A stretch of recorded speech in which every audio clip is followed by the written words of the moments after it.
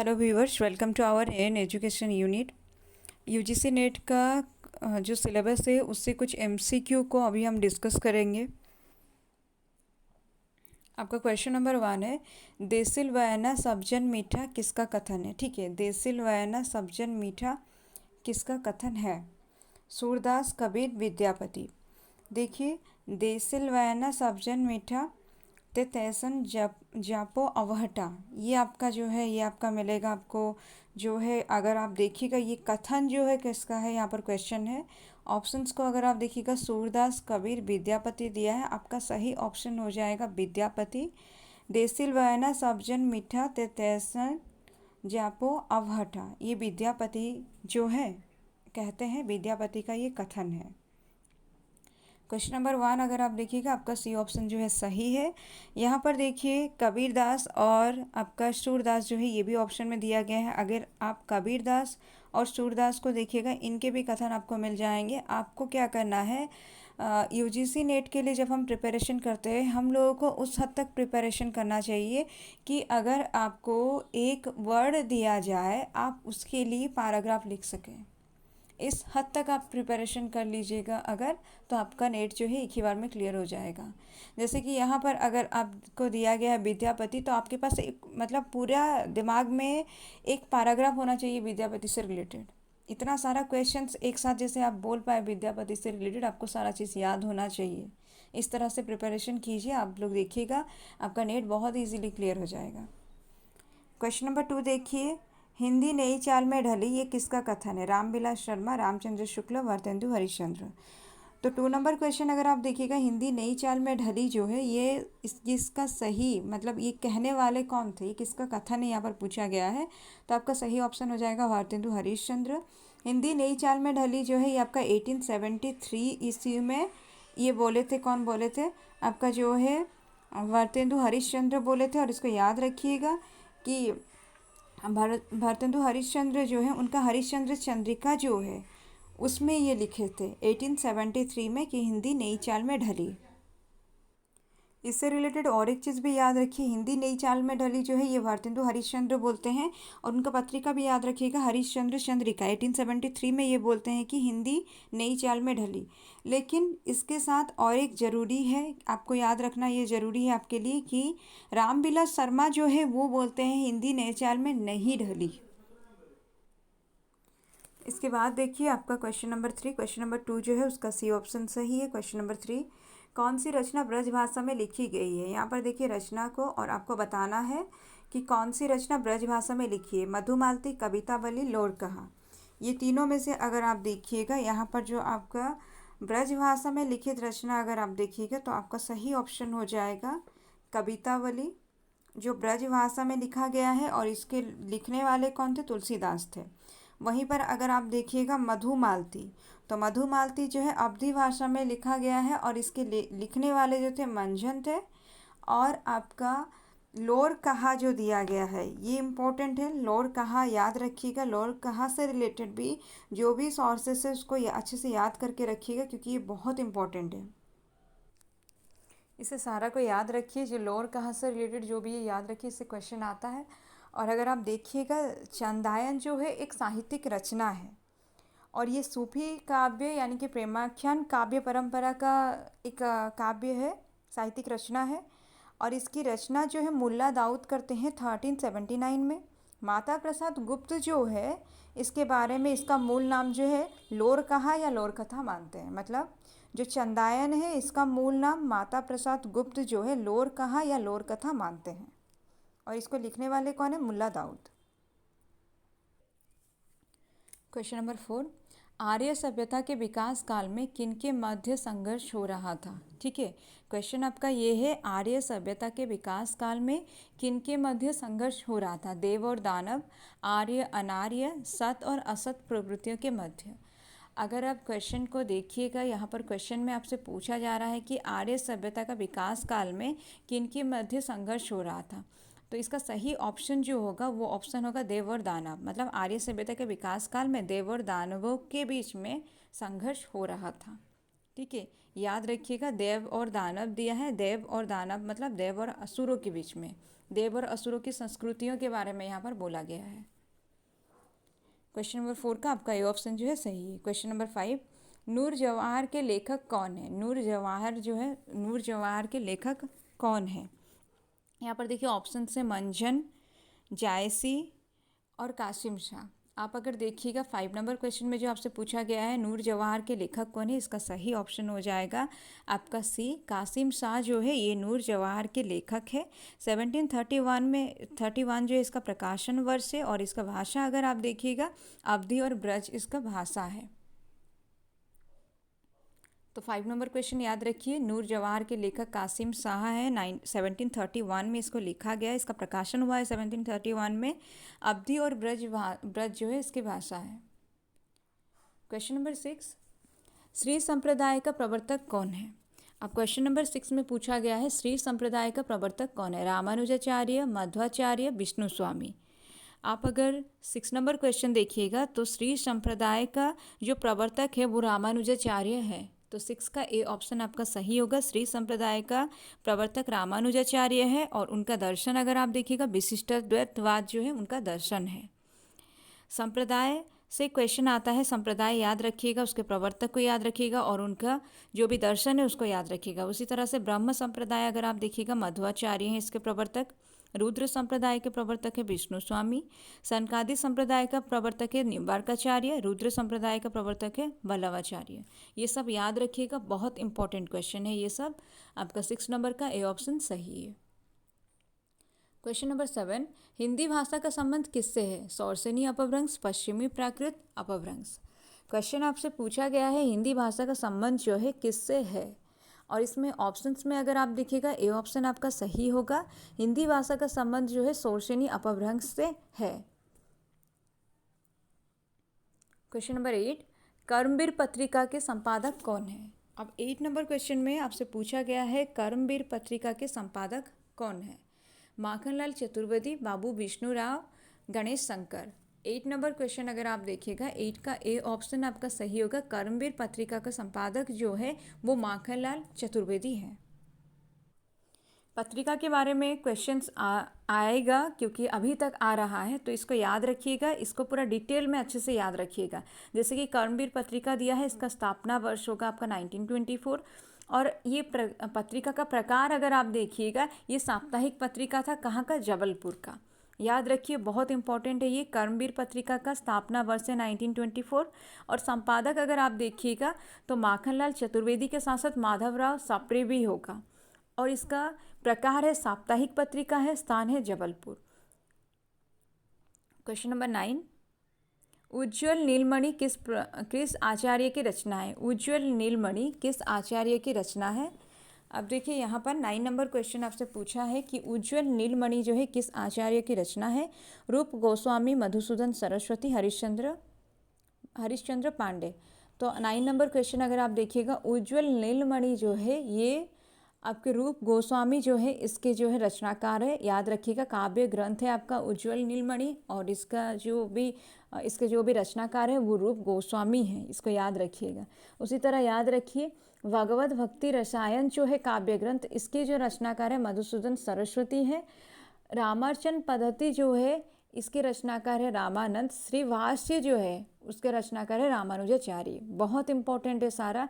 आप लोग जब भी क्लास कर रहे हैं मेरा, तो आप लोग उस टाइम पर क्या कीजिए, अपने साथ कॉपी पेन लेकर बैठिए, क्योंकि एक क्वेश्चन के साथ साथ आपको बहुत सारा क्वेश्चन का इन्फॉर्मेशन मिल सकता है।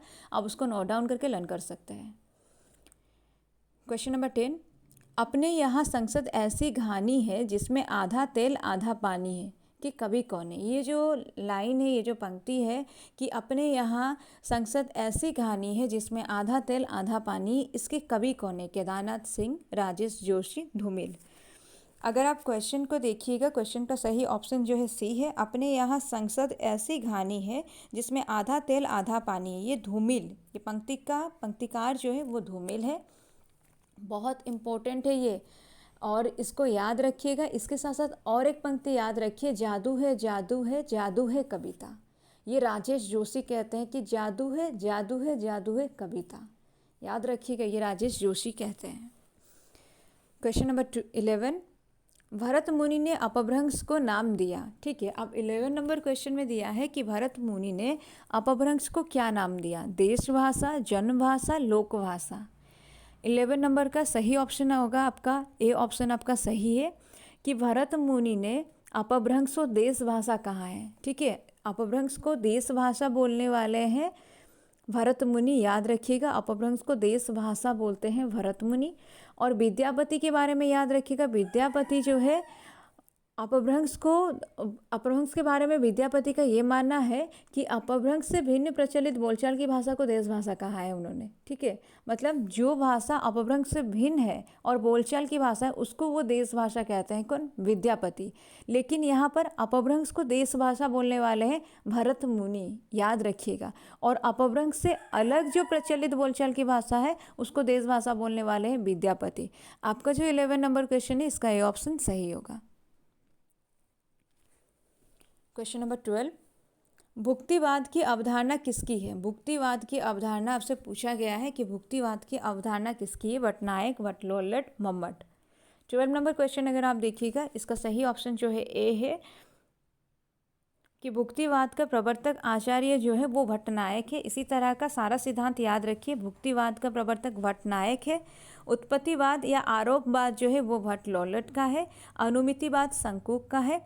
अभिव्यक्तिवाद अभिनव गुप्त का है। अभिव्यक्तिवाद याद रखना बहुत इजी है, अभिव्यक्तिवाद अभिनव गुप्त। ध्वनि सिद्धांत जो है वो आनंद वर्धन का है। ये सारा सिद्धांत को याद रखिए, इससे कहीं से भी कभी भी क्वेश्चन आ सकता है, बहुत इंपॉर्टेंट है ये। बाकी आपका 12 नंबर क्वेश्चन जो है भुक्तिवाद, इसके जो प्रवर्तक है भट्टनायक है, इसलिए 12 का ए ऑप्शन आपका सही है। क्वेश्चन नंबर 13, चांद पत्रिका का प्रकाशन वर्ष। अब चांद पत्रिका का प्रकाशन वर्ष आप लोगों को बताना है। 13 नंबर क्वेश्चन अगर आप देखिएगा इसमें पूछा है चांद पत्रिका का प्रकाशन वर्ष 1920, 1945, 1893। 13 का आपका ए ऑप्शन सही होगा, चांद पत्रिका का प्रकाशन वर्ष 1920 है। और चांद पत्रिका के बारे में याद रखिए 1920 जो है इसका प्रकाशन वर्ष है, संपादक जो है महादेवी वर्मा है। ये एक साप्ताहिक पत्रिका है। ठीक है, चांद पत्रिका जो है एक साप्ताहिक पत्रिका है, महादेवी वर्मा संपादक है। और 1920 जो है इसका प्रकाशन वर्ष है। बहुत इंपॉर्टेंट है, याद रखिएगा। सारा जो इम्पोर्टेंट है इससे रिलेटेड, क्वेश्चन से रिलेटेड मैं आप लोगों को बता रही हूँ, आप लोग नोट डाउन करके उसको लर्न कर सकते हैं। क्वेश्चन नंबर 14, द्विवेदी युग के कवि। ठीक है, द्विवेदी युग के कवि, द्विवेदी युग के कवि कौन है, महादेवी वर्मा, त्रिलोचन, श्रीधर पाठक। 14 नंबर क्वेश्चन अगर आप देखिएगा 14 का जो सही ऑप्शन हो जाएगा आपका कि द्विवेदी युग का कवि कौन है, तो ये याद रखिए श्रीधर पाठक जो है द्विवेदी युग का कवि है। ठीक है, श्रीधर पाठक जो है द्विवेदी युग का कवि है।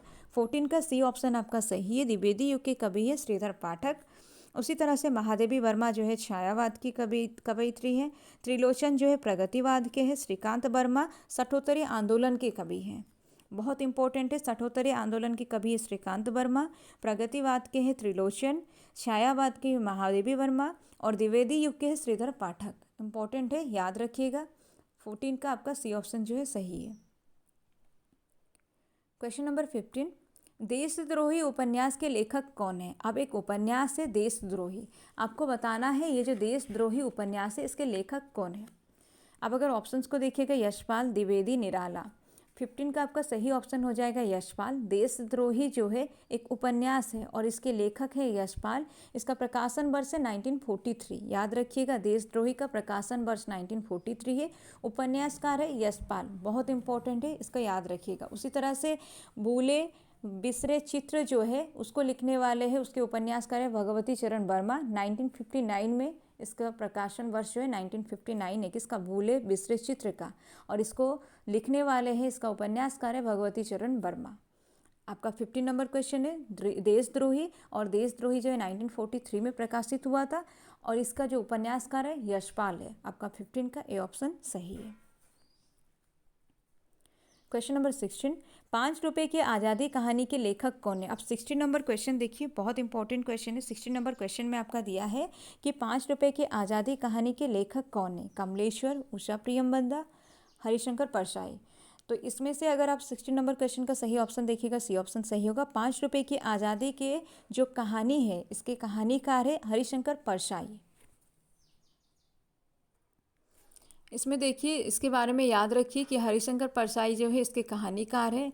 और एक याद रखिए, वापसी जो है 1960 है प्रकाशन वर्ष, और इसके जो लेखक है कहानीकार है उषा प्रियमवदा है।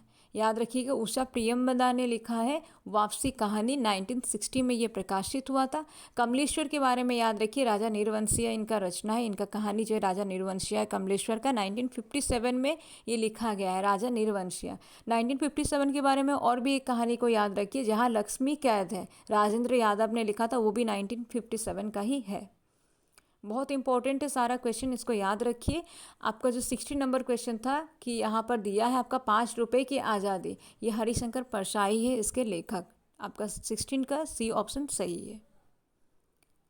क्वेश्चन नंबर 17, वाक्य रसात्मक काव्यम काव्य लक्षण का परिस्थापक कौन है? ठीक है, वाक्य रसात्मक काव्यम, याद रखिएगा, वाक्य रसात्मक काव्यम यहाँ पर दिया है। और वाक्य रसात्मक काव्यम अगर आप देखिएगा, इसका जो सही आंसर आपका होगा, ऑप्शंस को पहले देख लीजिए, विश्वनाथ, भरतमुनि, कुंतक, और इसका सही ऑप्शन है विश्वनाथ। वाक्य रसात्मक काव्यम जो है, काव्य का जो लक्षण दिया गया है, इसके परिस्थापक थे आपका विश्वनाथ। याद रखिएगा, ये ऑप्शन आपका सही है। वाक्य रसात्मक काव्यम जो है, इसके प्रतिष्ठापक थे आपका विश्वनाथ। बहुत इंपॉर्टेंट है, याद रखिएगा, वाक्य रसात्मक काव्यम दिया है जिसके प्रतिष्ठापक जो है विश्वनाथ है।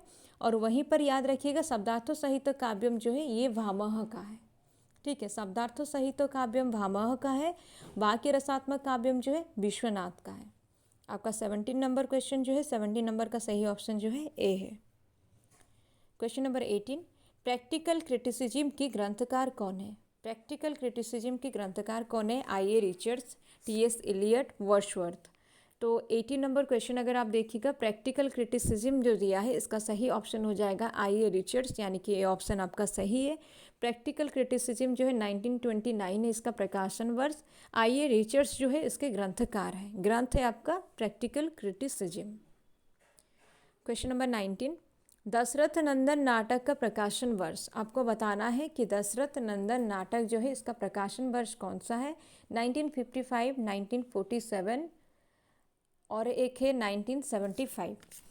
तो इसको याद रखिए, दशरथ नंदन जो है 1974 होगा, बी ऑप्शन आपका सही होगा, बट 1974 है दशरथ नंदन का समय। ठीक है, दशरथ नंदन नाटक का प्रकाशन वर्ष जो है 1974 होगा। यहाँ पर 47 दिया गया है, तो आपका 47 जो है ये गलत है, 1974 सही होगा। और याद रखिए, दशरथ नंदन जो है ये जगदीश चंद्र माथुर ने लिखा है, नाटक है आपका दशरथ नंदन, 1974 में प्रकाशित हुआ है और इसको लिखने वाले हैं जगदीश चंद्र माथुर। क्वेश्चन नंबर 20, वाक पत्रिका का संपादक है, आपको बताना है वाक पत्रिका जो है इसके संपादक कौन है। 20 नंबर क्वेश्चन अगर आप देखिएगा, वाक पत्रिका जो है इसके लिए 3 ऑप्शन दिया है, सुधीश पंचोरी, रविंद्र कालिया, आलोक मेहता। 20 नंबर क्वेश्चन अगर आप देखिएगा, वाक पत्रिका जो है इसका प्रकाशन वर्ष होगा 2007। सुधीश पचौरी जो है ये संपादक है और ये त्रैमासिक पत्रिका है, मतलब 3 महीने में एक बार इसको प्रकाशित किया जाता है। तो यहाँ तक था आपका 20 क्वेश्चंस। उम्मीद है आप लोगों को समझ में आया होगा। और अगर कहीं पर आपको डाउट रहता है, कोई क्वेश्चन आपको समझ में सही से नहीं आया है, तो आप लोग कमेंट के थ्रू पूछ सकते हैं। चैनल पर नए हैं तो चैनल को सब्सक्राइब कीजिए, चैनल को शेयर कीजिए।